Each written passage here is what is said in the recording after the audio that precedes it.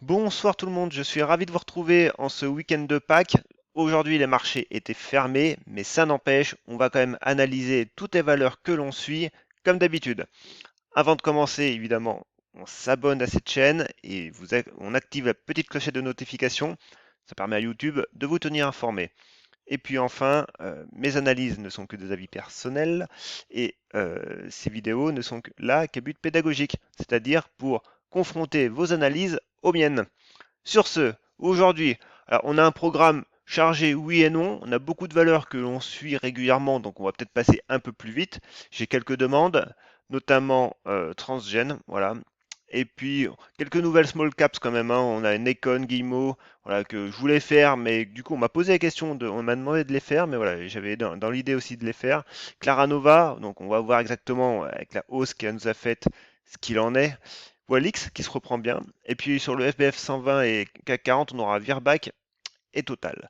Voilà, je vous retrouve tout de suite sur la plateforme TradingView. Nous voici donc sur la plateforme TradingView. Je le rappelle, c'est la plateforme avec laquelle je publie tous mes graphes sur Twitter, sur Facebook, sur Instagram. Et c'est ma plateforme d'utilisation en complément avec ProRealTime. Mais ProRealTime, j'ai pas le temps réel. Donc voilà, c'est pour vraiment avoir l'horaire, voire même moins. Je suis sur TradingView ben voilà, quotidiennement.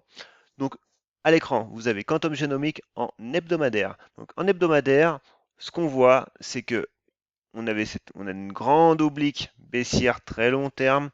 Alors ici, voilà, on voit que ça fluctue, il y a des faux signaux. Clairement, ici, les 5 euros, quoi, les 4,97, mais j'allais dire les 5 euros sont une première zone de résistance à passer. On a eu un faux signal la semaine dernière. Mais clairement, le signal moyen terme, je le dis toujours, c'est ce niveau des 5,50. Et puis on voit bien que sur le RSI, où on peut tracer des tracés de chartistes, on surveillera également du coup bah, la cassure de cette oblique baissière qui correspondra également à la cassure sur le RSI. Et puis voilà, autrement on est dans un range hein, entre 5,50 et les 4,40 à peu près, on va dire même les 4,25, mais voilà, cette zone-là, hein, plutôt des 4,40, 4,60. On est au milieu, donc on latéralise depuis quasiment maintenant 6 mois, mais clairement, voilà, 5 euros à passer. Alors on peut vite faire repasser en hebdomadaire. Et en hebdomadaire, on voit bien, hein, les 5 euros sont ici. Notre oblique baissière plus court terme, on va dire, parce que bon, elle date que du début d'année, et notre niveau des 5,50 € à passer. Et on retrouve bien notre oblique baissière sur le RSI. Ensuite, médian technologie. Ici, pareil, j'ai pas grand chose de neuf.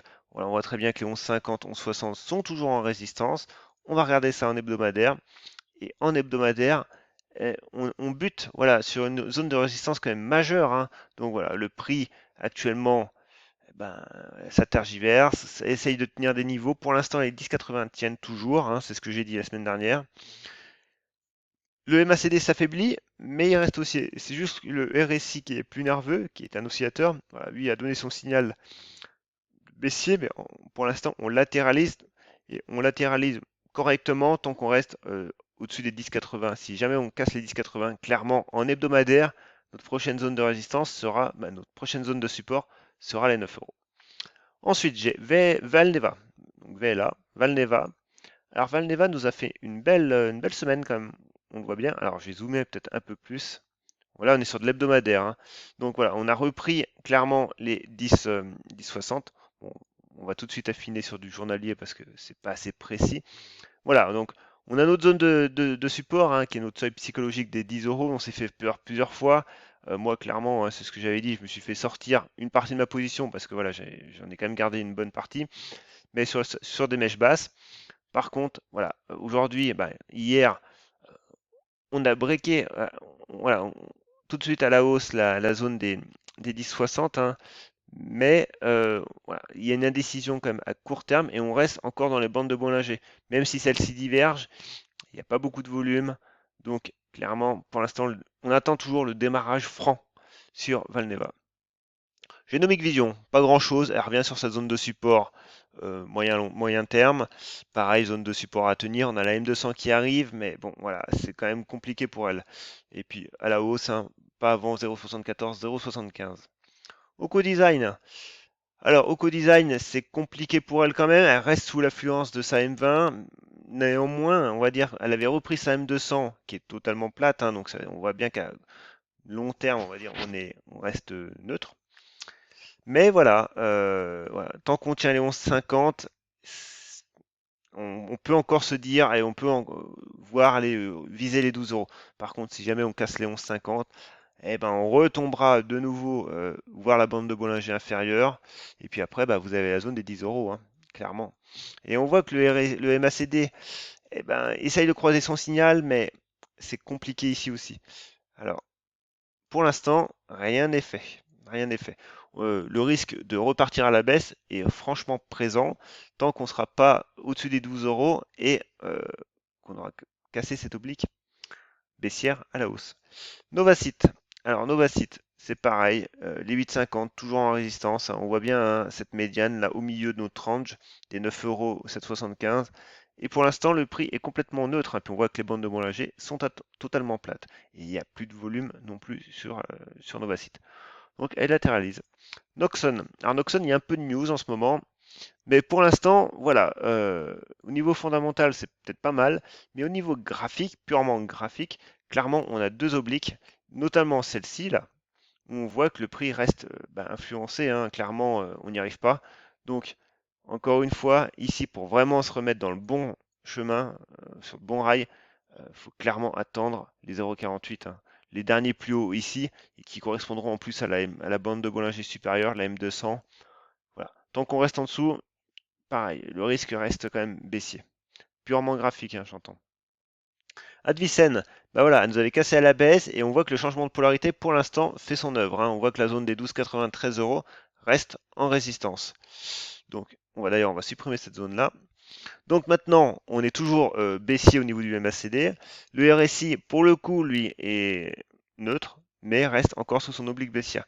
Donc clairement, du coup, pas lundi, mais mardi, il faudra reprendre rapidement les 13 euros et surtout casser à la hausse cette oblique baissière. TNG, Transgen, donc c'est une valeur qu'on m'a demandé. Alors, ça fait un moment que je ne l'ai pas vue. On va tout de suite l'analyser ensemble en hebdomadaire, voire même en mensuel. J'aime bien, hein, ça je le dis dans mon livre, c'est de prenez du recul, toujours du recul, prenez du recul. Alors ici, déjà, qu'est-ce qu'on peut tracer? Cette zone-là. Voilà. Alors, si j'y arrive, non, il veut pas. Voilà, cette zone-là. Donc la zone des 20 euros. En plus, c'est un seuil rond, donc ça tombe bien. Ensuite, on voit que le prix quand même avait quand même rebondi plusieurs fois dessus. Et clairement, on voit qu'on est sur la zone de la M200 hebdomadaire. Donc c'est la zone des 7 euros, 7,30. Et ensuite, vous avez ce niveau-là des 3,64. Encore une fois, ça je l'explique dans mon livre, hein, c'est le cadrage du prix. Sincèrement, c'est la première chose que vous devez faire quand vous découvrez un titre. Avant de partir en mode FOMO à tout va, analysez un minimum votre titre. Ici, je suis sur une unité de très long terme, hein, mensuelle. Mais voilà, ça me donne des niveaux quand même long terme. Et simplement, en zone de support, parce que voilà, on a breaké, alors du coup, c'est la zone des 2,30. Elle, on va la mettre en verte. Toc. Voilà. Déjà, on est pas mal ici. Maintenant, on affine tout de suite en journalier. Et en journalier, eh ben voilà, on voit que nos zones, du coup, moyen terme ou long terme même, sont reprises. Il n'y a pas de problème. Et on va affiner ça. Ici, voilà. Qu'est-ce qu'on voit? C'est qu'à court terme, le prix est quand même sur une zone de résistance et que pour l'instant, ça fait toujours effet. Alors, on va mettre en résistance. Toc. Par contre, on voit également aussi que là, on a une oblique. Donc, on a un triangle ascendant, une figure de congestion. Et on voit très bien que vos niveaux, en fait, avec l'indicateur des bandes de Bollinger, qui est sincèrement un indicateur incontournable à afficher sur vos graphiques, hein, sincèrement, eh ben, ça nous matérialise un range entre les 2,90 hein, voilà, et les 2,47, 2,50. Voilà. Et enfin, au niveau du du MACD, eh ben, on est à deux doigts de croiser, hein, mais pour l'instant, c'est pas encore fait. Il y a un petit peu de volume, mais clairement, bon voilà, on est sous résistance. On a un gap maintenant qui est sous nos pieds. Donc, premier support, la M20 hein, qui est ici, et les 2,64. Alors, on va zoomer un petit peu, quand même. Voilà. Vous avez vos zones de support. C'est tout ce que je peux dire pour elle. Ensuite, Poxel. Ah, Poxel, je l'avais supprimé de mon PowerPoint. Bon, bah ici, bah, en fait, pas grand-chose, hein. Clairement, on voit que les 6,70, c'est compliqué parce qu'en fait, on a la M20 et la M200 qui est sur zone. La M50 va pas tarder à nous rejoindre aussi. Voilà. Ici, on a un gros morceau quand même dans ce range, hein, mais à la hausse, pas avant 6,90. C'est ce que j'avais déjà dit. Ensuite, Sensorion. Bah, Sensorion, c'est pareil. Elle tient toujours son niveau des 2,26, 2,25. Par contre, on a cette oblique baissière court terme et on est dans une zone de résistance moyen à long terme. Clairement ici, les 2,50, hein. On peut regarder ça vite fait en hebdomadaire. Et en hebdomadaire, voilà, notre zone, eh ben, elle est là. C'est cette zone-là. Donc pour l'instant, ben, tant qu'on tient les 2,15, là, les 2,20, il n'y a pas de problème. Mais il faut les tenir. Ensuite, j'ai Noway. Alors Genoway, c'est pareil. Ce qu'on voit ici, c'est que le seuil des 4 euros, clairement, est est à franchir, quoi. Voilà. Pour au moins viser les plus hauts récents, les plus hauts récents, les plus hauts d'octobre, à 4,30. Mais voilà, on voit que les bandes de Bollinger sont contractées, que le prix euh, congestionne, clairement. Voilà, 4 euros. En plus, c'est un seuil psychologique, un seuil rond. Farnex, bon, elle, pas grand-chose. Voilà. On est toujours dans un range moyen terme, avec une zone de résistance plus court terme ici sur les 3,60. Et clairement, bon, on est dans un triangle symétrique, mais on arrive à la fin de la figure. Donc c'est clairement plutôt le range qu'on privilégie, hein. On a un range plus court terme entre les 3,33 à peu près et les 3,80 et à l'intérieur de notre range plus long terme. Voilà. Donc pour l'instant, pas grand chose à dire et on surveillera la cassure de cette oblique haussière oblique baissière sur le RSI. Hybrigénique, elle aussi, je l'avais supprimée. Ah bah, j'ai oublié de faire le ménage un peu dans ma liste. Bon, en fait, pas grand-chose. Simplement, elle ici, pareil, les 0,30 toujours en support et à tenir. On voit que notre range, des 0,40, 0,030, hein, on est au milieu. On est toujours encore baissé au niveau du MACD, mais tant qu'on tient ces niveaux des 0,30, on peut latéraliser, et c'est une latéralisation saine. Ensuite, Navia. Alors, Navia, ça faisait longtemps qu'on n'en avait pas parlé, hein. Du coup, on est dans une zone de support qui est devenue une zone de résistance. Donc actuellement, on est en plein dedans. On a repris la M20, ok, mais voilà, on a encore du job à faire avant de retrouver une configuration qui soit attractive. Clairement, moi, pour l'instant, on a des bandes de Bollinger qui sont contractées, qui sont larges, mais voilà, qui se contractent, mais qui sont encore très larges. Ça a besoin de construire tout ça. Voilà. Donc moi là-dessus, je la surveille, mais je suis vraiment pas pressé pour elle, hein. Quitte à louper la hausse, hein, mais pour l'instant, euh, il n'y a pas, c'est pas une configuration qui est jolie.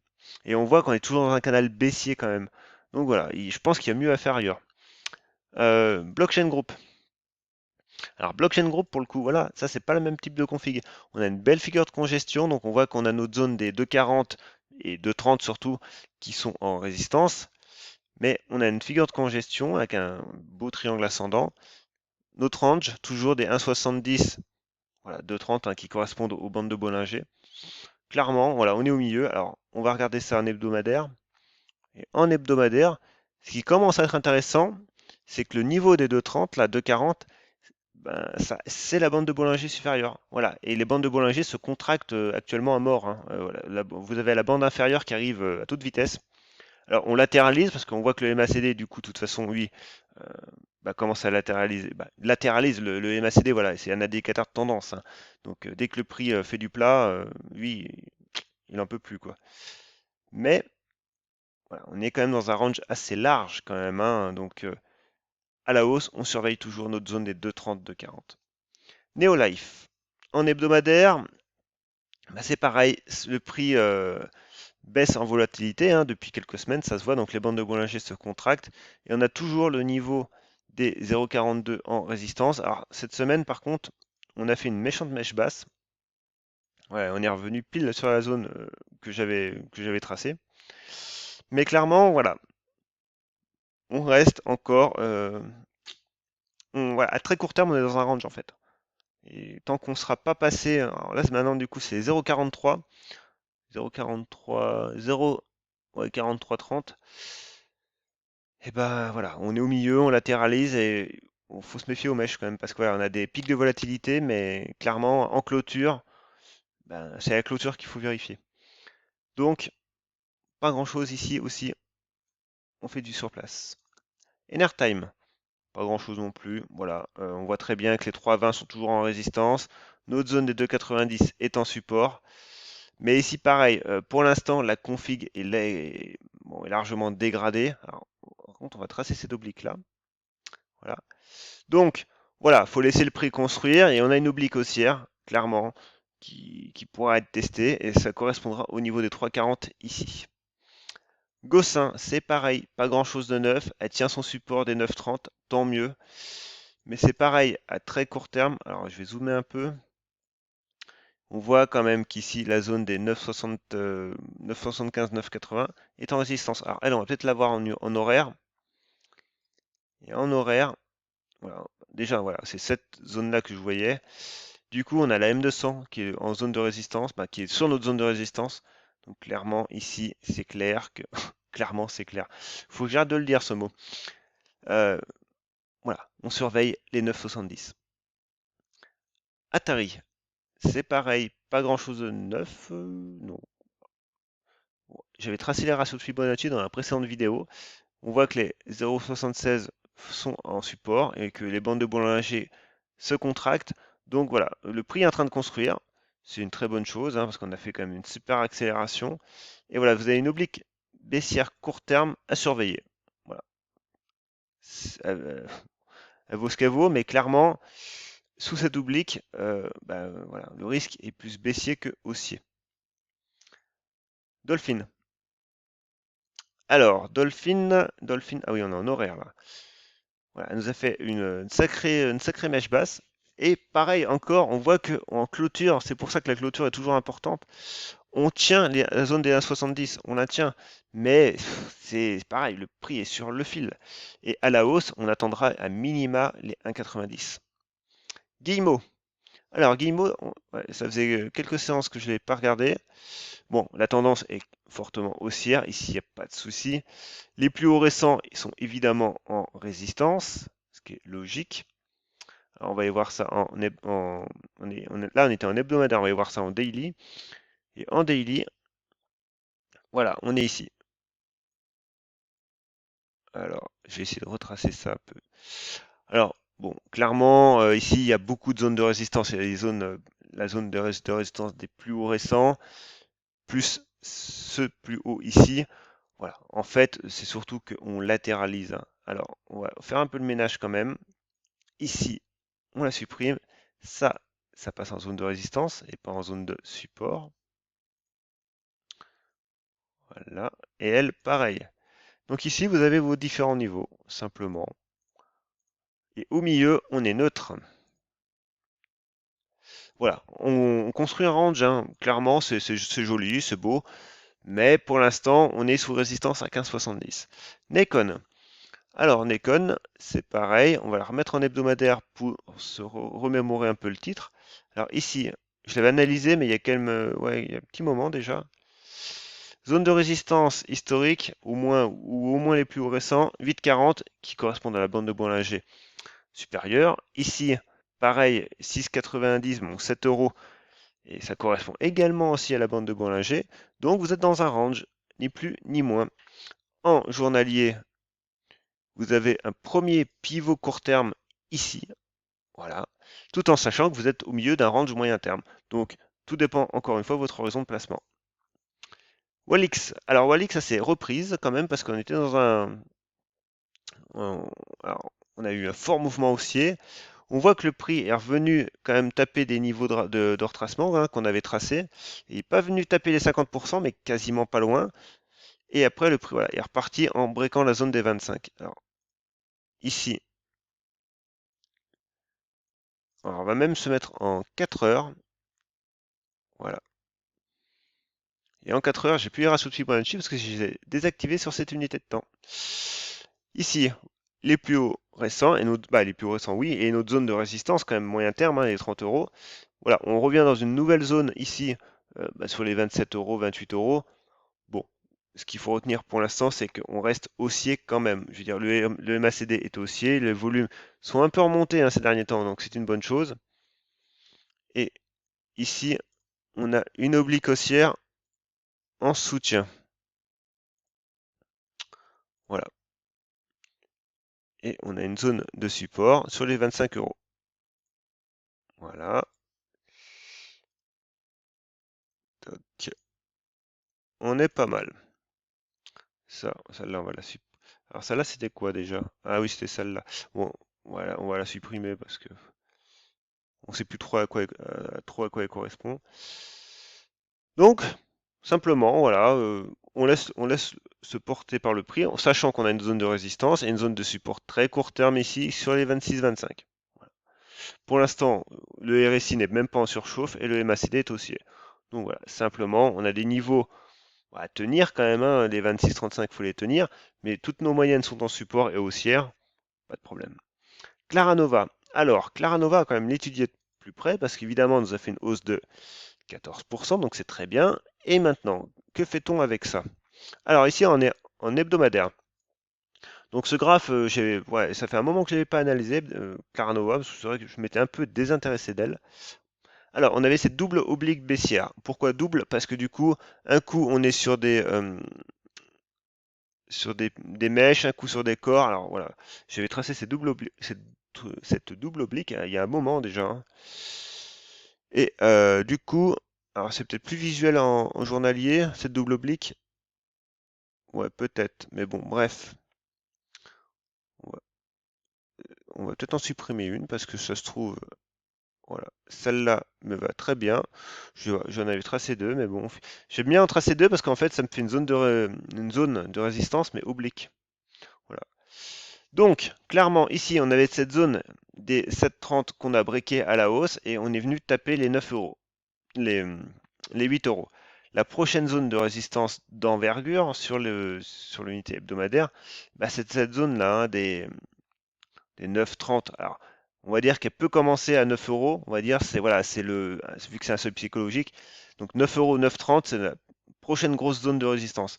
Maintenant, on est dans un biseau ascendant. On a une oblique haussière résistance. Donc, tout dépend comment on va accélérer le prix. Ça serait bien de ne pas monter trop vite parce que le risque, c'est d'aller taper rapidement les 9,50 et de tout reperdre dans la foulée. Donc, vaut mieux construire. Et moi, ce qui est bien, c'est que déjà, on a une bande de Bollinger qui diverge et on a du volume. Donc, le mouvement ici, il part pas de nulle part. Et on a les 7,30 à tenir à court terme. Voilà. Donc, en journalier, on a un gap haussier, évidemment. Donc, notre gap haussier, il est là. Alors, tout se confond un peu, hein, mais clairement, on voit clairement. Oh là là, il faut que j'arrête de le dire ce mot clairement, hein. Ici, on voit simplement que les 7,30, 7,40 sont vraiment le niveau à tenir, quoi. Et on est sous résistance. Alors, à très court terme, on peut encore. Voilà, on a cette mèche-là qui correspond à ce niveau-là. On a les 7,60. Alors maintenant, on va affiner encore une fois. Et ce qu'on voit, c'est que pour l'instant, c'est haussier. Même si on est sous résistance, c'est aussi au niveau du MACD et du RSI. Le RSI, je le rappelle, il donne son signal baissier qu'à la cassure des 70. Donc actuellement, c'est haussier. Mais voilà, il faut en avoir conscience. C'est sous une zone de résistance. Cette zone, elle peut très bien éclater euh, mardi, hein, parce que voilà, elle n'est pas non plus très forte. Voilà, c'est juste quelques appuis ici. Mais pour moi, la grosse zone, clairement, bah, voilà, c'est les 8,50 et les 9,50. Parce que les 8,50, on voit très bien que le prix, voilà, on a quelques zones ici de réaction. Donc, voilà, voilà. Néanmoins, voilà, le fait qu'elle soit sortie des 7,30, 7,40, c'est une bonne chose quand même. Neoen, bon, elle commence à acter sa zone de support de 38 euros, c'est une bonne chose. On est en hebdomadaire, par contre, on reste encore largement baissier en hebdomadaire. Bah oui, on a tout ce mouvement baissier, on va quand même pas le reprendre en une seule fois. Par contre, ce qu'on peut faire, c'est tracer les ratios de Fibonacci. Alors, qui sont où? Voilà, je suis fatigué, moi. Voilà. Ici, toc. Alors là, et j'ai mon truc qui est dessus. Ici, Et on voit très bien hein, que les 23,6 à reprendre correspondent à notre première résistance qu'on avait déjà identifiée, donc les 44, et que les 50% correspondent eh ben, aux 50 euros. Donc voilà, les ratios ici sont intéressants à suivre et ils vous donnent des niveaux d'objectifs hein, et de résistance. Virbac, eh ben, Virbac, alors on va aller, pareil, on va se remettre en hebdomadaire. Alors ici, on est sur des niveaux quand même qui sont importants pour Virbac parce que, pas des niveaux, on a une zone de résistance ici sur les 250, 260. Donc le prix pour l'instant n'y est pas, mais clairement on voit que la bande de Bollinger supérieure est sous cette zone. Donc c'est voilà, une zone de résistance bien identifiée par le marché. Et puis avec une oblique, si on se concentre uniquement sur les corps des chandeliers, voilà, on a ça. Et un petit niveau ici à tenir. Zone de support sur les 200. 200, 260 en résistance. Voilà. Et au milieu, on latéralise. Ici, on est en hebdomadaire. Hein. Et la dernière, Total. Alors, Total, elle revient sur une zone. Alors, du coup, zone de résistance des 38 euros, 40 euros. Changement de polarité oblige, elle peut se transformer en support. Voilà. Donc, faut que ça tienne. Hein. Surtout qu'on a la M20 qui arrive. Donc, il faut tenir cette zone. Autrement, bah, on retombera de fortes chances sur les 34 euros, 35 euros. Mais on voit aussi que les 44 euros sont un seuil important pour Total parce qu'on a cette oblique baissière et la M200 qui est sur les 45 euros. Donc à surveiller tout ça. Voilà, c'est tout pour aujourd'hui. J'espère que j'ai été instructif, que je me suis pas trop embrouillé par moment. Bon, j'ai clairement dit le mot clairement trop souvent. Mais bon, bref, voilà, je fais ces vidéos en one shot, ce qui veut dire que je ne fais aucun montage parce que ça me prendrait trop de temps. Donc c'est des tics de langage qu'il faut que j'apprenne à corriger. Sur ce, je vous dis à très bientôt et bon week-end de Pâques.